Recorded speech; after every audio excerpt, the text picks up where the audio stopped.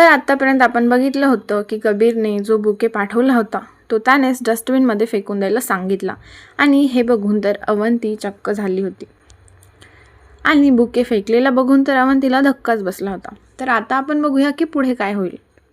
अवंती त्या बादलीत पडलेल्या गुच्छाकडे बारीक चेहरा करून बघू लागली. मन उगाच उदास होऊन गेले होते. नेमकं आपल्या आयुष्यात काय चालू आहे काही कळेना. डोकं पूर्णपणे बंद पडलं होतं. तिची लाईफ उलटी फिरली होती. तिने हताश होऊन पुन्हा एक नजर त्या गुच्छाकडे बघून मागे फिरली आणि आतमध्ये निघून गेली. ह्या मुलाच्या डोक्यात खूळबीळ भरलं का? नको नको करून टाकलं. पहिले तर लग्नाला नको म्हणून स्वतःचा पैशाचा रुबाब दाखवला आणि आता मागच लागले हात धुवून. मीरा बडबड करत बाहेर जाऊन त्या पालापाचोळ्याच्या बादलीमधून फुलांचा गुच्छा काढत म्हणाली, आय तू काय करायली? बळवंतराव जोरात ओरडले. तसं मीराने लगेच दचकून गुच्छा पुन्हा त्या बादलीत टाकून दिला.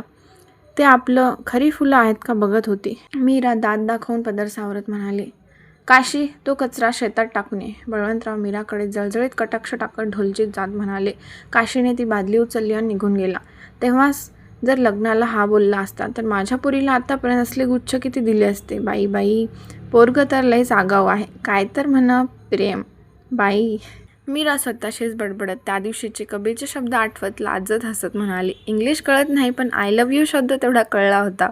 कबीर तुझी अवंती तर नाही पण तुझी सासू खुश झाली.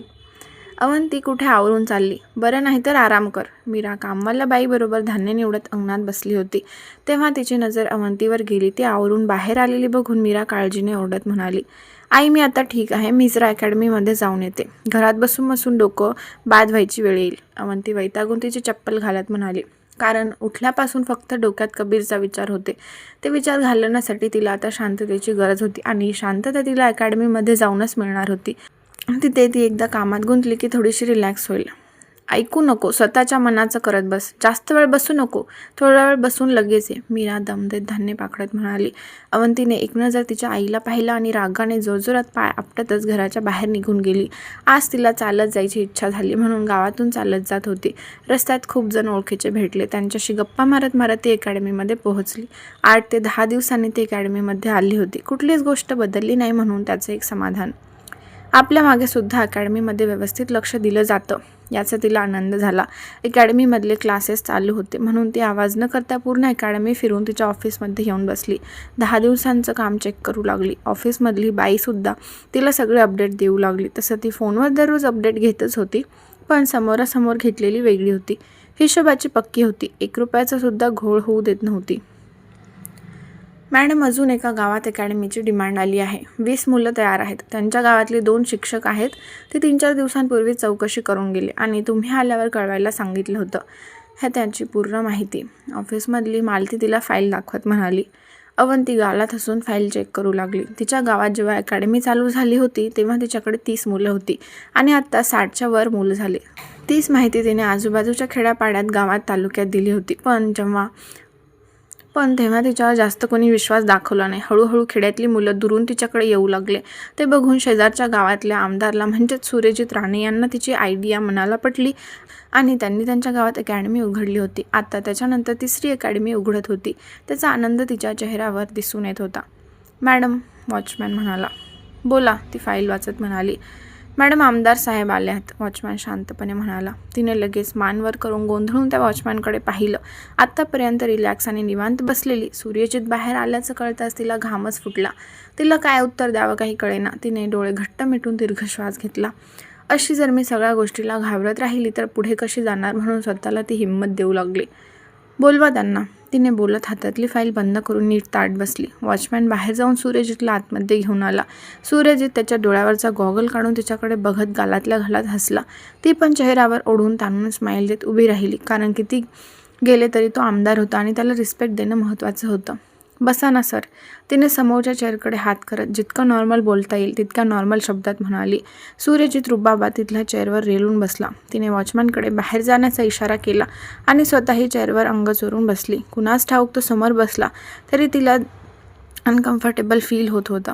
त्यात तर कालच्या गोष्टीमुळे तर अजूनच त्याला बघून टेन्शन आलं होतं आणि हा इथे का आला आहे हे सर्वात मोठं टेन्शन. सर, चहा का कॉफी घेणार? तिने शांतपणे विचारलं. काही नको, तुमच्याशी थोडं बोलायचं होतं म्हणून तुम्हाला न सांगता इथे आलो. तुम्हाला वेळ असेल तर आपण बोलू शकतो का?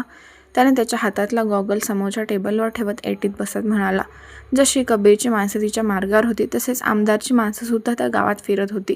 कबीरपेक्षा त्याचं वट होती, कारण त्याला तिथे जास्त ओळखत होते. ती जेव्हा घरातून बाहेर पडली ती खबर त्याच्या कानावर पडली. तो लगेच सगळं काम बाजूला ठेवून तिला भेटायला आला होता. फोनवर तिने बोलायला नकार दिला होता. काल तिच्या एकांतात बोलण्याचा चान्स मिळेल हा विचार करून तो खुश होता, पण ऐन वेळेस कबीरने येऊन त्याच्या मनावर घाव केला होता. तोही चान्स त्याच्याकडून निघून गेला होता.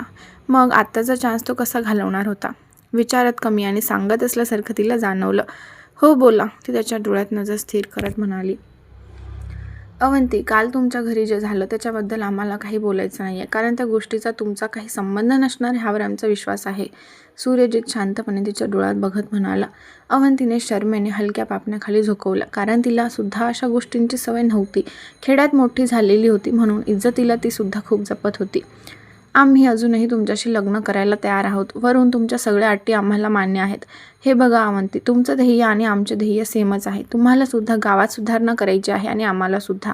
उलट तुम्हाला आमची साथ आणि आम्हाला तुमची साथ मिळाली तर आपण किती खेडं आणि किती गाव सुधारू शकतो ह्याची कल्पनासुद्धा तुम्ही केली नसेल.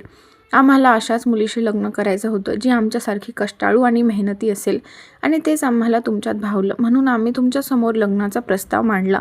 आमच्या आईवडीलसुद्धा ह्या गोष्टीसाठी मनापासून खुश आहेत, पण काल जो प्रकार तुमच्या घरी घडला त्याच्यामुळे थोडेसे दुखावले आहेत. पण काही नाही, आम्ही त्यांना समजावून सांगेल. तुमचा त्यात काही दोष नाही आहे म्हणून कुठलीही गोष्ट मनाला लावून घेऊ नका. सूर्यजित बोलत तिच्याकडे झोकलेल्या नजरेकडे बघून हळुवारपणे तिचे दोन्ही हात जे टेबलवर एकमेकांमध्ये गुंतवून ठेवले त्याच्यावर ठेवणार की तिने नजर वर करून हात मागे घेतले. तसा त्याने सुद्धा हात मागे घेऊन पुन्हा रेलून बसत तिच्याकडे बघू लागला. थँक्यू सर, तुम्ही माझ्यावर विश्वास ठेवला. तुमच्या भावनांचा मनापासून मी आदर करते, पण ह्या गोष्टीसाठी माझ्या घरच्यांशी बोललं तर बरं होईल. मी यावर काहीच उत्तर देऊ शकत नाही. माझ्या घरचे जे बोलतील मी तेच करेल. ती दोन्ही हात जोडून त्याच्यावर नजर स्थिर करत म्हणाली. सूर्यजितचं बोलणं तिला पटलं होतं, पण त्याच्याबद्दल तिला काहीच फिलिंग नव्हत्या की स्वतःहून त्याला होकार देईल. म्हणून कंटाळून तिने घरच्यांवर सगळं ढकलून दिले आणि तिचंही बरोबरच होतं. ती कधीही स्वतःहून कुठला निर्णय घेणारच नव्हती. तिचे वडील तिच्यासाठी योग्य जीवनसाथी शोधतील याच्यावर तिला विश्वास होता आणि मनात सुद्धा तिच्या कोणीच नव्हतं. मग कसं ती तिच्या वडिलांच्या पुढे जाणार होती? हो नक्कीच, तुम्हाला घाबरण्याची काहीच गरज नाही आहे. तुमच्यासोबत आम्ही आहोत. ही शहरी लोक अशीच असतात, फक्त काम साधून घेतात. एकदा का त्यांचा फायदा झाला की अलगद फेकून निघून जातात. म्हणून त्यांचा मोहमायेमध्ये अडकून जाऊ नका. तसं तुम्ही खूप हुशार आहात. खरं खोटं पळताडूनच योग्य निर्णय घ्याल. तुमच्या बहिणीचा धीर नसला नसता तर आम्ही त्यांना बरोबर सरळ केलं असतं. सूर्यची स्वतःची किती पॉवर आहे हे तिला दाखवण्याचा प्रयत्न करत म्हणाला. एक मिनिट, तुम्हाला कसं कळलं की आमचं काही नातं आहे? ती सूर्यजितकडे संशयित नजरेने बघत म्हणाली. कारण कबीर स्वतःहून तरी त्याची ओळख सांगणार नाही. मग सूर्यजितला कसं कळले की हेमाचा धीर आहे? सूर्यजित एक मिनिट गडबडला. आपण कबीरची सगळी माहिती काढली आहे. हे जर अवंतीला कळलं तर ती आपल्याबद्दल काय विचार करेल? ते तुम्ही नव्हता तेव्हा मी तुमच्या घरी गेलो होतो, तेव्हा तुमच्या आईवडिलांकडून कळाले. तो हलका हसत म्हणाला. अवंतीचा फोन वाजला तशी तिने त्याच्यावरून नजर हटवत फोनकडे पाहिलं तर मंजिरीचा फोन येत होता. चला आम्ही निघतो, तुम्हाला सुद्धा काम असेल. सूर्यजित विषय बदलत लगेच चेअरवरून उठत म्हणाला. ती पण पटकन चेअरवरून उठून किंचित हसत मान हलवते. सूर्यजित हसून तिच्यावर एक नजर टाकून बाहेर पडा सुस्कारा सोडला. अवंती आहे ती. कबीरशिवाय तिच्या डोक्याशी खेळणं कोणाला जमणार नाही. गाडीत बसल्या बसल्या सूर्यजितने कबीरला फोन लावला. जसा मोबाईल व्हायब्रेट झाला तसं त्याची नजर मोबाईलवर गेली. नंबर सेव्ह नव्हता, पण नंबर चांगला तोंडपाठ होता. थोड्या वेळापूर्वीच गार्डने त्याला माहिती दिली होती. त्याच्या गार्ड असल्यामुळे तो रिलॅक्स होता. अवंतीला त्याचा काहीच नुकसान नाही हे त्याला कळलं होतं, कारण ती पण एका सरपंचाची मुलगी होती. तो आमदार असला तरी तिच्या वडिलांचं वट त्या गावात होतं, त्यामुळे तिच्यावर कुठलीही जोर जबरदस्ती करून चालणार नव्हतं. अवंतीवर त्याचा विश्वाससुद्धा होता की ती अशीच कोणाच्या बोलण्यात येणार नव्हती. त्याने लास्ट रिंगला कॉल रिसीव्ह करून कानाला लावला. त्याचा बिलकुल मूड नव्हता त्याच्याशी बोलायला. हॅलो. कबीरने डोळे एक सेकंड बंद करून उघडत लॅपटॉपकडे बघून म्हणाला. राम राम. दीक्षित साहेब ओळखलं का? आवाजावरून ओळखलं नसेल तर ओळख सांगतो. आमदार सूर्यजित राणे बोलतो. सूर्यजित त्याच्या मिशीवरून हात फिरवत रुबाबात हसत म्हणाला. मुद्द्याचं बोला. तुमच्या इतका रिकामा वेळ माझ्याकडे नाही आहे. कबीर डोळे ताट करून वैतागत म्हणाला. काय दीक्षित साहेब, असं बोलून चालतं होय? आता तर तुम्हाला वेळ काढावा लागेल, नाही तर एसीमध्ये बसून फक्त लॅपटॉपवर बोटं दाबत बसला आणि आमची अवंती कधी आमची होईल हे सुद्धा कळणार नाही. सूर्यजित त्याला चिडवत हसत म्हणाला. आमची अवंती हा शब्द ऐकून कबीरच्या डोक्याच्या नसा फुगू लागला, पण त्याने चेहऱ्यावर एक लकीर आणली नाही. मिस्टर सूर्यजित, खरंच आत्ता खात्री पटली की तुमच्याकडे सध्या काहीच काम नाही आहे, म्हणून ज्या गोष्टी तुमच्या नाही आहेत त्या गोष्टीच्या मागे पळून तुमचा वेळ वाया घालवण्यात तुम्हाला सर्वात जास्त आनंद मिळत आहे. कबीर ओठांचा कोपरा वर करत हसत म्हणाला. काळजी करू नका, अवंती फक्त आमचीच होणार. आमच्या लग्नाचं निमंत्रण नक्की तुम्हाला द्यायला येऊ. लग्नाला तर तुम्हाला यावंच लागेल. काल तुम्ही कुठल्या हेतून येऊन तमाशा घातला त्याचा काहीही उपयोग होणार नाही, हे तुम्हाला लवकरच लक्षात येईल. वेळ तुम्हाला बरोबर सांगेल. अवंती फक्त आमचीच होती. सूर्यजित त्याला डिचवत म्हणाला. यस, वेळ ठरवेल. मी काल जे केलं त्याला एक कारण होतं आणि ते पूर्ण झाले, म्हणून आता तुम्ही तुमची काळजी करा. तुम्ही अवंतीबरोबर जी स्वप्न पाहिली होती ती स्वप्न लवकरात लवकर तुमच्या मनातून काढून टाका, कारण त्याचा काही उपयोग होणार नाही आहे. कबीर चिल अंदाजात हसत म्हणाला. सूर्यजितने रागाने हाताची मूठ घट्ट आवळून घेतली. ओके, माझा फ्री वेळ आहे, तो मला तुमच्यासोबत नाही तर माझ्या होणाऱ्या वाईफसोबत स्पेंड करायचा आहे. सो आपण नंतर बोलू. जास्त डोक्याला ताण देऊ नका, पहिले कामाकडे लक्ष द्या. कबीर त्याला चिडवत कूल अंदाजात म्हणाला. सूर्यजितने रागानेच नागपुड्या फुगवत फोन कट केला.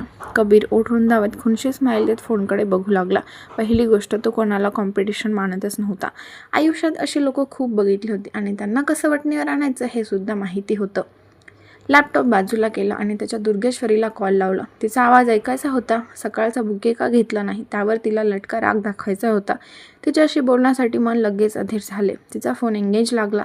तसं त्याने डोळे बंद करून दोन्ही भुवयाच्या मध्ये थोडं प्रेस केलं. साहेबांचं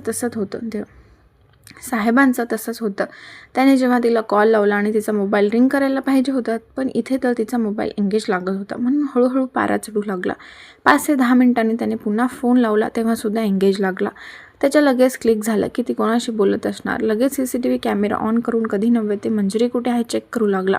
लंच ब्रेक होता तर कॅन्टीनमध्ये असणार. विचार करत कॅन्टीनचा CCTV फुटेज बघितला तर मंजिरी एकटीच एका चेअरवर बसून खात बोलत होती. त्याने फोन बंद करून लँडलाईनवरून शर्माला फोन लावला. मिस्टर शर्मा, मिस मंजिरीला 10 मिनिटात माझ्या केबिनमध्ये पाठवा. कबीर स्क्रीनवर नजर रोखत ऑर्डर दिली. शर्मा पहिले गोंधळ, पण त्याने पुढचा प्रश्न न विचारता लगेच फोन कट करून मंजिरीला फोन लावला. अवंती, 1 मिनिट, मॅनेजरचा कॉल येत आहे. मंजिरीने तिचा कॉल होल्डवर टाकला आणि मॅनेजरचा कॉल रिसीव्ह केला. मिस मंजिरी, 10 मिनिटात सरांच्या केबिनमध्ये या. शर्माने तिला ऑर्डर दिली आणि त्याच्या बोलण्याने तिची धडकीच भरली. मॅनेजरचा फोन कट झाला तसं पुन्हा अवंतीचा फोन चालू झाला. हॅलो, काय झालं? अवंती वैतागून म्हणाली. सरांनी मला बोलवले आहे. मंजिरी अडखळत श्वास घेत म्हणाली. का? लंच ब्रेक आहे ना? ती चकित होत म्हणाली. माहिती नाही, मी नंतर कॉल करते. तिने पटकन कॉल बंद करून पळतच त्याच्या फ्लोअरवर निघाली. बघू आता कबीर मंजिरीला काय शिक्षा देतो तो. तर हा भाग इथे संपलेला आहे. तुम्हाला हा भाग कसा वाटला नक्की कमेंट करून सांगा. आवडला असेल तर व्हिडिओला लाईक करा आणि चॅनलला सबस्क्राईब करायला विसरू नका. धन्यवाद.